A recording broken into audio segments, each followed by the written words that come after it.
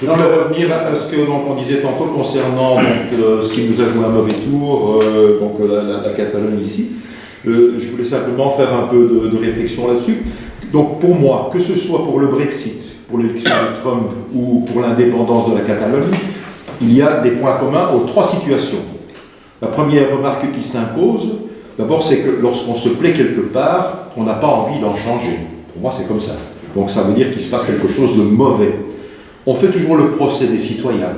On dit qu'ils ont mal voté, etc. Plutôt que d'attirer l'attention sur la responsabilité des politiques. Parce qu'au départ, c'est eux qui créent, qui laissent se créer cette chose-là. Ils laissent les gens se diviser. Je veux dire que au lieu de rassembler les gens, on les oppose finalement.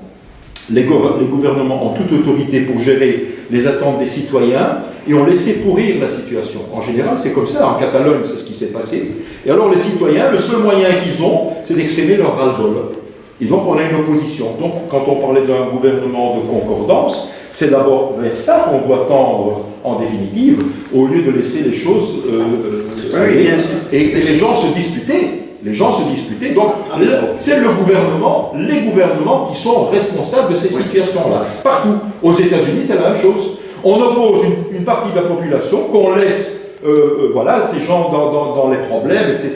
On avantage une autre partie de la population et puis on dit voilà, vous vous battez entre vous et nous, voilà. C'est le diviser pour les diviser. Et ça occupe les gens. Et ça occupe les gens. Donc, il faut leur faire comprendre que ce ne sont pas les citoyens, au départ, qui ont une responsabilité là-dedans. Ce n'est pas les citoyens, ce sont les gouvernements. Alors, deuxième chose, je voulais dire aussi, donc, on ne doit pas avoir peur du RIC. Pourquoi? Parce que, d'abord, il y a une adhésion d'une large majorité de citoyens au développement du bien commun. La plupart des gens sont pour le bien commun. La majorité, il n'y a qu'une minorité qui veut garder ses privilèges. Mais sinon, tout le monde a envie de vivre convenablement. Le respect de la personne, la dignité de la personne, mais qui n'est pas pour ça? Mais tout le monde. Seulement, on a aussi le droit de faire valoir certains droits ou certaines prérogatives. Alors, des balises, il y a des balises.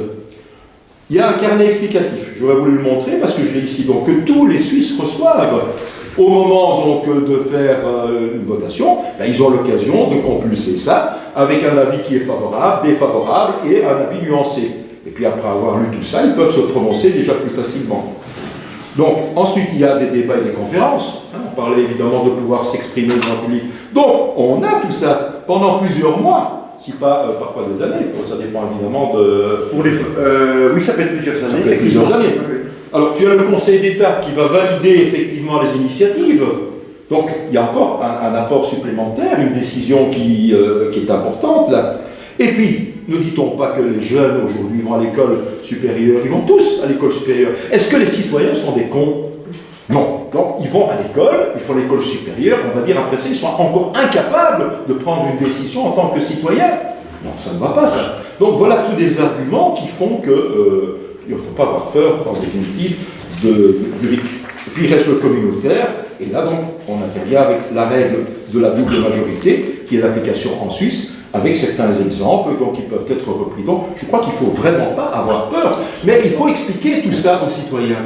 Et c'est ça, quand on va dans la rue ou sur antenne, effectivement, de pouvoir s'exprimer. Un travail en profondeur.